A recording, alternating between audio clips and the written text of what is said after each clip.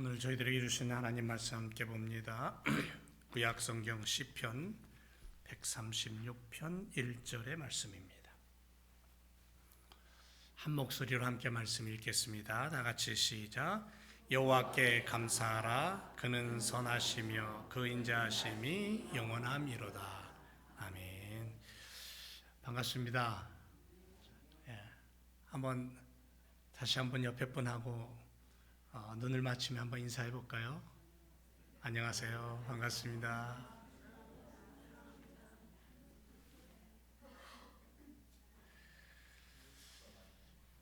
또 만났죠?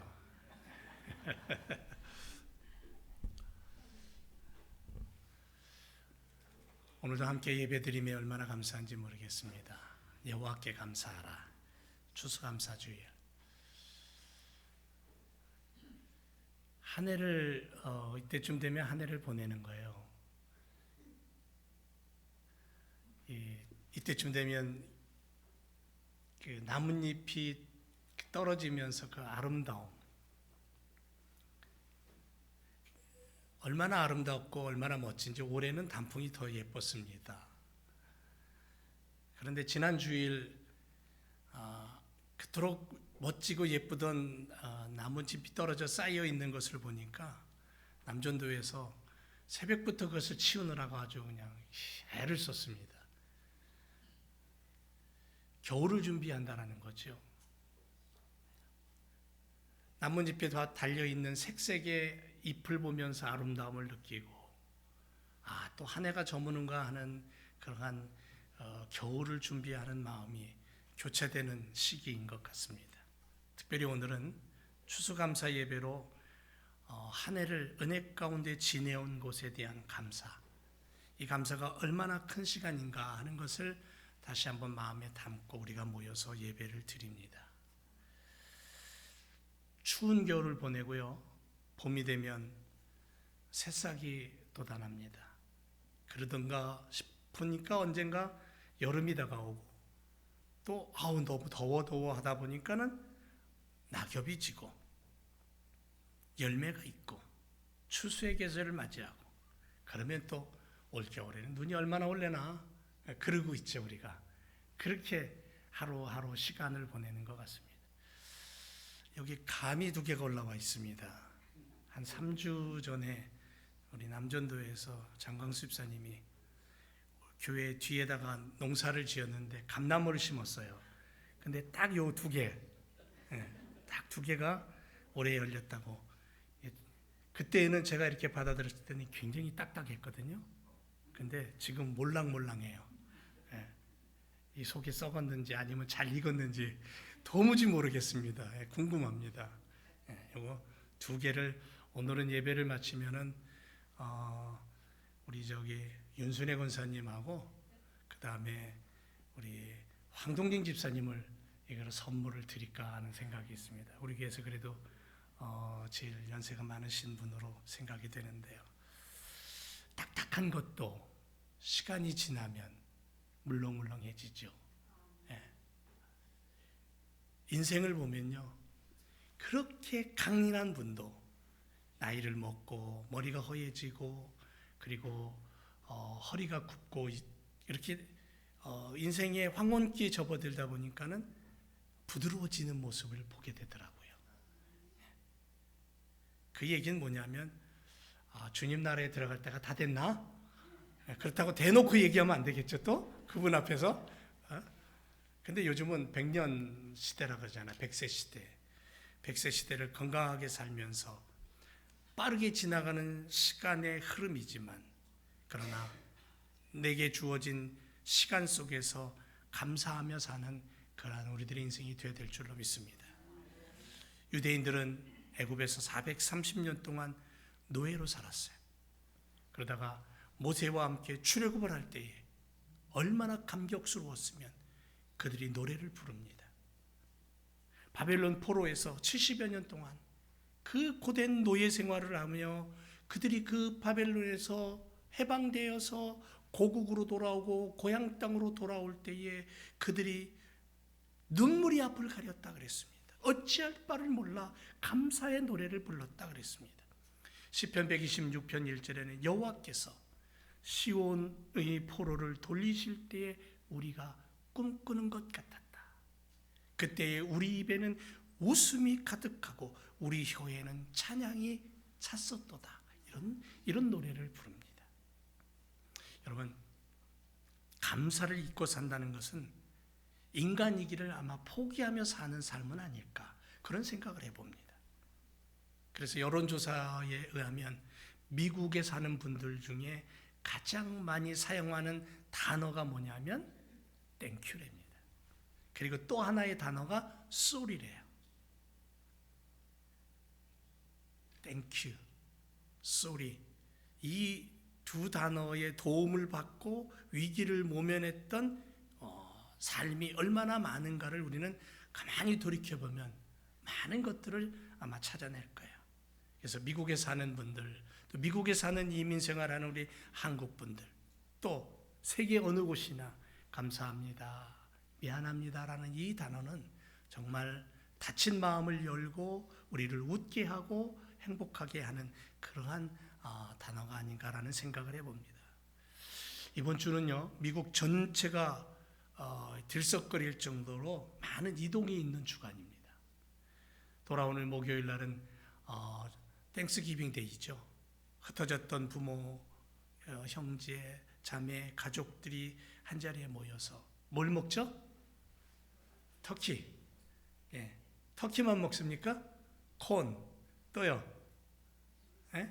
머시 포테이토도 먹고요. 또 뭐 먹죠?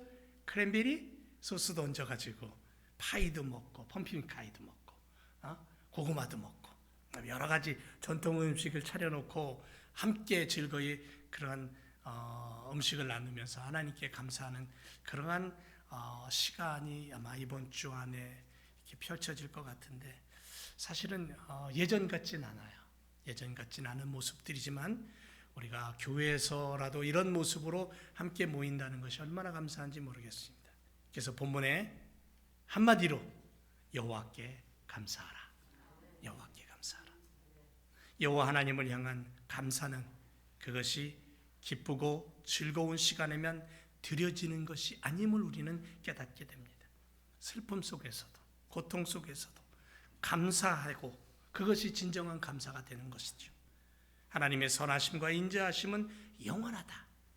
그 은총은 우리의 삶 속에 늘 끊이지 않고 늘 우리를 이끌어 가신다. 그러기에 감사하자.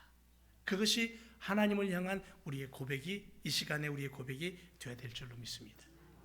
여러분, 1620년 우리가 잘 알고 있지만 102명이 영국 프리머스 항을 출발해서 가진 고생 끝에 지금의 보스턴 앞바다에 있는 프리머스 항에 도착을 하죠. 그때가 11월 하순이었습니다. 이들을 향해서 우리는 뭐라고 부르냐면 청교도들, 순례자들 이렇게 부릅니다. 이 청교도들은 그 첫 해에 혹독한 겨울을 맞이했고 그 첫 겨울을 보내면서 거의 절반 가까이가 죽습니다. 하지만 그 동네 원주민들, 네이티브 아메리칸들의 도움을 받아서 옥수수, 보리, 콩, 호박 그런 씨들을 얻고 농사를 짓는 방법을 배우며 살아가게 됩니다. 그 와중에 금식을 선포합니다. 그리고 하나님께 매달려요. 하나님, 이 어려운 상황을 돌보아 주세요. 하나님, 우리를 좀 도와주세요. 금식을 선포하고 기도를 한두 번 한 게 아니에요. 그러다가 어느 날 기도만 하면 이게 기도만 하면 되나? 라는 생각 속에 그들이 그 어려움 속에서도 감사의 조건을 찾아서 새로운 땅에 인도해 주신 하나님께 감사하고 그 땅에서 도와준 그 땅에 살고 있는 그 원주민들에게 감사해서 추수의 열매들을 모아놓고는 그 이웃을 초청해서 잔치를 벌린 것이 추수감사절의 유래입니다. 근데 여기서 우리는 한 가지 짚고 넘어가야 될 게 있어요. 이 청교도들이 잔치하며 하나님께 감사한 것은 평안할 때 마냥 즐겁고 신나고 만사 형통일 때만 아니라는 거죠. 그들이 드린 감사의 예배는 부모, 형제, 친구, 이웃이 죽음을 맞이하는 그 환경을 보고 낯선 땅에서 암울한 미래를 어떻게 살아야 될지 모르는 그 시간에 작은 도움의 손길을 바라보고 희망을 꿈꾸며 고난과 어려움 속에서도 그들이 하나님 앞에 그 열매를 먼저 드리고 예배하며 축하했던 시간이 추수감사절이라는 거죠. 그래서 청교도들의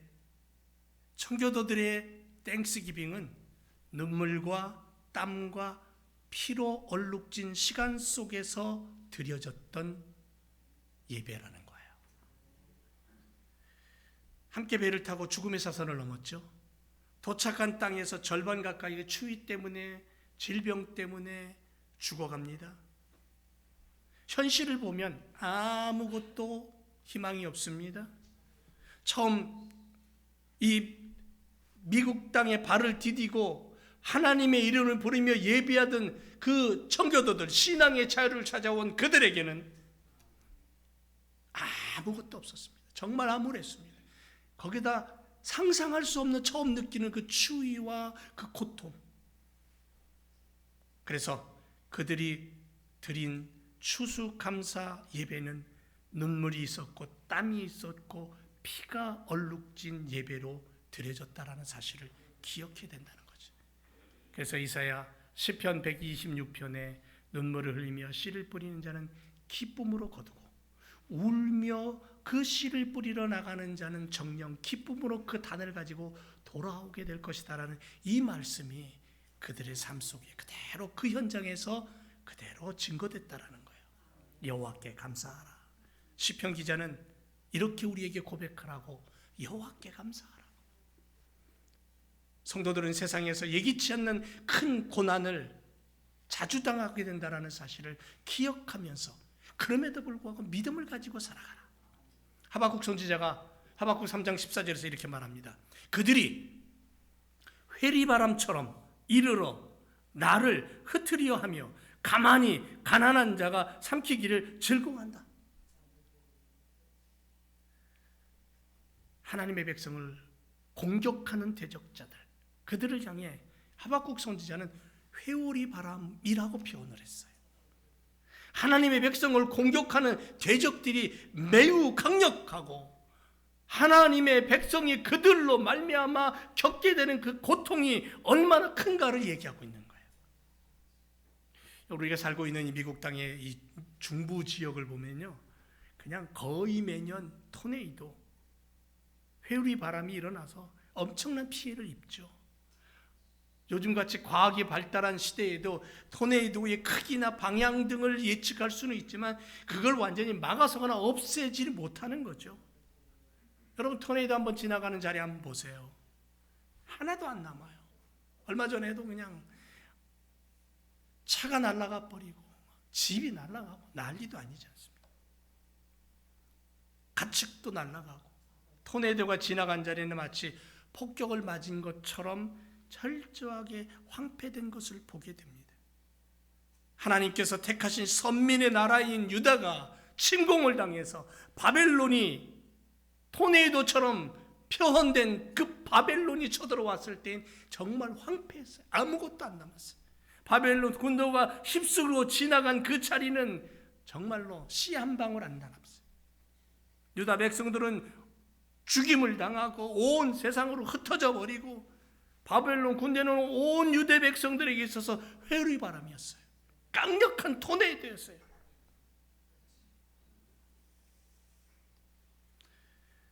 하나님의 백성을 대적하는 원수들이 지금도 강력한 회오리 바람을 일으키며 믿음의 성도들을 흔들어 놓고 그 삶을 황폐케 하는 모습들을 우리는 오늘도 느끼고 살아갑니다. 결국에 하나님의 백성의 대적들이 이러한 회오리 바람에 비유되었다는 것은 우리에게 중요한 사실 하나를 가르쳐 주는데, 그것은 하나님의 백성들은 세상에 살면서 예기치 않는 고난을 자주 당할 수밖에 없는 하나님의 자녀들이라는 거예요. 왜? 하나님의 자녀는 하나님의 방법대로 살아요. 그러나 세상은 세상의 방법대로 움직이기 때문에 섞이지를 못해요. 그래서 하나님의 백성은 거룩이라는 것을 가지고 삶고, 하나님의 백성은 온전함과 신실함을 가지고 살지만 세상은 그 정반대의 모습으로 파괴를 일삼잖아요. 여러분, 성도들 중에 고난당하지 않고 평안한 삶을 살기를 기대하고 하나님을 믿기를 소망하는 사람들은 아마 거의 대부분일 겁니다. 너나 할 것 없어요. 저도 마찬가지고 여러분들 마찬가지고 고난이 없으면 좋겠어요. 두려움이 없으면 좋겠어요. 행복하면 좋겠어요. 그런데 세상은 그렇게 쉽지 않다라는 거죠. 절대자인 하나님만 믿으면, 전능하신 하나님만 믿으면 우리를 늘 보호해 주신다고 했으니까 고난은 다가오지 않고 건강하고 행복하게 살아갈 수 있고 평안할 수 있다고 그렇게 우리가 이야기할 수 있을지 모르겠지만 우리의 현실은 그렇지가 않습니다. 성경의 하나님은 우리에게 그런 얘기를 하시지는 않습니다. 현실을 보면 성도들의 고난이 참 많이 있음을, 최근 들어 여러 가지 어려움들이 더 많은 것을, 불안함과 힘들어하는 이웃들과 성도들을 우리는 만나게 됩니다. 그리고 이러한 고난이 예기치 않게 우리에겐 위기로, 위험으로 다가올 때도 있다는 거죠. 정도의 차이는 있습니다만은 마치 토네이도가 갑작스럽게 찾아와서 다 휩쓸어가는 것처럼 세상의 악함이, 세상의 대적자들이 하나님의 백성들을 가만히 두지 않냐고 갑작스럽게 심각한 위험으로 몰아넣는 그러한 세상의 믿음의 성도들이 살아가고 있다는 겁니다. 늘 언제나 믿음의 사람들은 이러한 위기 상황이 있음을 직시하고 하나님 앞에 그것을 내어놓고 기도하는 믿음의 삶을 살아야 된다는 거죠. 그래서 성경은 뭐라 그러냐면 깨어 있어라. 이러한 삶의 토네이도 앞을 지나가는 성도들을 향하여 하박국 선지자는 뭐라고 얘기하냐면 감사해라. 그런데 하박국 선지자가 감사해라 할 때에 거긴 조건이 붙었어요. 무엇 할지라도, 무엇 할지라도라는 믿음을 요구하고 있는 거예요. 성도의 진정한 삶의 자세는 비록 무엇이 없을지라도 이 고백을 잊으면 안 된다는 거죠. 그래서 하박국 3장 17절 이하에 보니까 비록 무화과 나무가 풍성치 못하며 포도나무의 열매가 없으며 감람나무의 소출이 없고 밭에 식물이 없고 우리의 양이 없고 외양간에 소가 없을지라도, 그 다음이 중요하죠. 나는 여호와로 인하여 즐거워하고 나의 구원의 하나님을 인하여 기뻐하겠다. 하박국 선지자의 이 고백을 여러분 어떻게 생각하십니까? 대부분 사람들 이런 고백 가능하다고 생각할까요? 마음속에 의심은 들지 않습니까? 그건 불가능합니다라고. 보세요. 포도나무, 무화과나무, 감람나무의 열매 없습니다. 밭에 식물 없습니다. 우리의 양과 소 없습니다. 인간의 생명을 유지할 수 있는 모든 양식이 끊어진 상태입니다. 이 얘기는 뭐냐면 고통이 극에 달았다는 거예요. 여러분, 청교도들이 보낸 그들의 그 삶, 그 현장에 한번 가보세요. 1620년에 낯선 땅에 추위와 상상할 수 없는, 처음 느끼는 상상할 수 없는 추위와 배고픔과 질병으로 고통당하고 있는 상태입니다. 극한의 고통 속에서 즐거워하고 기뻐한다는 거 그냥 미친 사람 아니에요? 정신 나간 사람이나 할 수 있는 거죠. 그리고 우리는 그렇게 불가능합니다라고 얘기할 겁니다. 그런데 선지자는 비록 그러한 상황에 처한다 할지라도 기뻐해라, 감사해라. 과연 그렇게 할 수 있을까? 내가 그만한 믿음의 사람인가? 하박국 선지자는 이러한 고백을 가진 믿음의 사람들이 되라고 권면을 하고 있어요. 왜냐하면 이것이 바로 참된 신앙을 가진 사람의 모습이기 때문에 그래요. 참 신앙은 자기에게 있는 모든 것을 다 잃어버릴지라도, 모든 것을 다 잃고 극한의 고통 가운데 처하게 될지라도 하나님을 바라보고 주님의 손을 붙잡고 성경에 하나님께 약속하신 말씀을 바라보며 성령 하나님이 내 안에서 즐거워하며 기뻐할 수 있는 천국 백성이라는 믿음으로 고백하는 거죠. 근데 이 말씀을 가지고 가만히 묵상을 해보니까 이런 생각이 들어요. 여러분도 그런 생각 들지 않나 모르겠습니다. 과연 나는 그런 고백을 할 수 있을까? 모든 것이 없어졌어요. 그런데 감사할 수 있을까? 가만히 생각해보면 도저히 불가능해요. 난 도저히 그렇게 못할 것 같아요. 목사인 나 그렇게 못할 것 같아요. 그래서 하나님 앞에 하나님 나 그렇게 못합니다라고 고함칠 것 같아요. 그러한 시간이 만약에 나 앞에 와 있다면 주님 나는 어쩌면 나는 돌아서 버릴지도 모르겠습니다. 왜? 내가 연약하니까. 난 그런 마음이에요. 그런데 한쪽으로는 또 그런 마음이 들어요. 만약에 그 순간 앞에, 그 시간 앞에 내가 서 있다면 아마 그 순간에 성령 하나님께서 내게 오셔서 내게 믿음을 주실 것 같아요. 그리고 내가 주님 앞에 감사할 수 있다고 고백하게끔 만드실 것 같아요. 용기를 주실 것 같다라는 거죠. 어떤 환경 속에서도 하나님의 자녀다움의 감사를 놓치지 말라고 나를 자꾸 밀어붙이실 것 같아요. 하나님 앞에서는 의인, 참된 신앙인, 믿음으로 사는 사람이라고 그렇게 말씀합니다. 문제는 믿음으로 사는 것이 무엇이냐는 거예요. 믿음으로 산다는 것은 다른 거 아니에요. 무엇 할지라도 하나님으로 인하여 즐거워하고 기뻐하며 살 수 있는 믿음을 가지자는 거죠. 하나님께서 우리의 모든 것을 거두어 가실지라도, 현실적으로 큰 어려움을 당하며 극한의 고통에 처하게 할지라도 하나님 그분 한 분으로 인하여서 하나님이 주신 그 약속으로 말미암아 내가 믿고 감사할 수 있다면 나는 구원받은 믿음의 자녀가 아닐까. 여러분, 아무런 근거도 없이 이와 같은 극한의 고통에 처하여도 하나님으로 인하여 즐거워하고 기뻐한다는 것, 믿음으로 산다는 말에는 믿음의 근거가 있다는 거죠. 그 믿음의 근거는 뭐냐면요, 하나님의 약속이에요. 전능자의 약속이에요. 하박국 선지자는 하나님으로부터 바벨론 포로 생활 속에서 고통당하는 그들을 향하여 내가 반드시 그들을 돌려놓겠다, 내가 반드시 그들을 회복시키겠다, 그 하나님의 약속을 들어요. 그래서 나의 발을 사슴과 같게 하사 나를 나의 높은 곳으로 다니게 하신다라고 하나님의 약속의 음성을 들어요. 그래서 그는 그렇게 고백하는 거예요.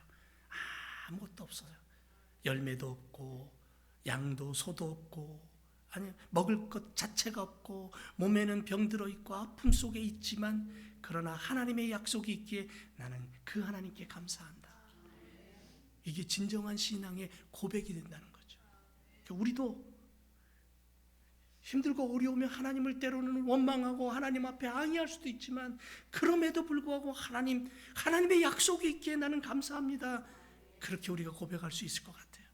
여러분, 성경에 보면 그러한 사람들을 우리에게 가르쳐주고 있어요. 그러면서 우리를 위로하고 있어요. 세상 모든 사람들이 죄에 찌들었어. 죄악에 찌들어 살고 있는 그 시대에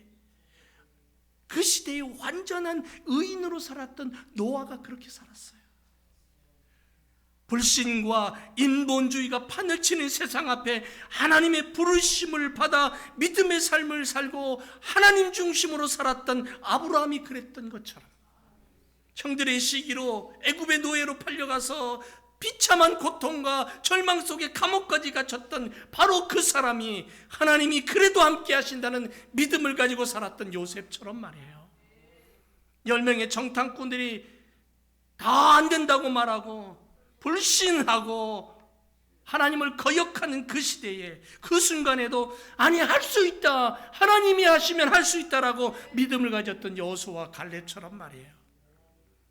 아합 왕이 다스릴 당시에 모든 사람들이 여호와를 배신하고 우상을 섬기고 바알을 섬기고 그 앞에 무릎을 꿇고 그 앞에 입을 맞추는 그 와중에도 7,000명의 사람을 남겨두시고 하나님 우선주의로 살았던 그런 믿음의 사람들, 여러분 풀 속에 던져져요. 자작울 속에 던져져요. 그래도 하나님을 바라보며 하나님 우선순위로 살았던 다니엘과 사드락 메색 아벳느고 그 믿음의 사람들처럼, 사랑하는 제 교성들 여러분, 믿음으로 산다는 거 쉽지 않습니다. 우리가 사는 이 시대에 믿음을 지키며 산다는 거 정말 어려운 일이에요. 그러나 하나님은 우리를 그냥 두시지 않습니다.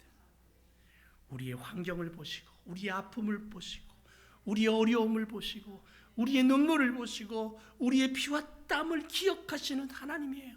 그래서 그 하나님으로 인하여 우리가 감사할 수 있는 믿음의 삶을 살게 될 줄로 믿습니다. 무엇 할지라도 사드락과 메삭과 아벳느고처럼 그리 아니하실지라도 7배나 뜨겁게 만든 풀무불 속에 던져졌을 때에 하나님이 뒷짐지고 그 불 속에 그냥 다 타서 뼈도 남지 않는 그런 시간이 온다 할지라도 당신이 요구하는 그 믿음, 나는 싫습니다. 나는 하나님을 믿겠습니다. 하나님을 따르겠습니다. 다마키라는 여인이 있어요. 일본의 나병 환자의 어머니라고 불립니다. 나병 환자를 위해서 요양원을 짓고 그리고는 그들을 돌보며 살았던 삶이었습니다. 어느 날 이 여인이 병에 감염이 됐어요. 그리고 그날 저녁 일기에다 이렇게 썼답니다. 육의 눈이 가려지고 영의 눈이 열림으로 모든 것에 감사합니다. 눈썹이 빠지면서 눈썹의 고마움을 깨달으니 감사합니다. 눈썹이 없으니 먼지가 눈에 들어가서 이렇게 괴로운 줄을 몰랐습니다.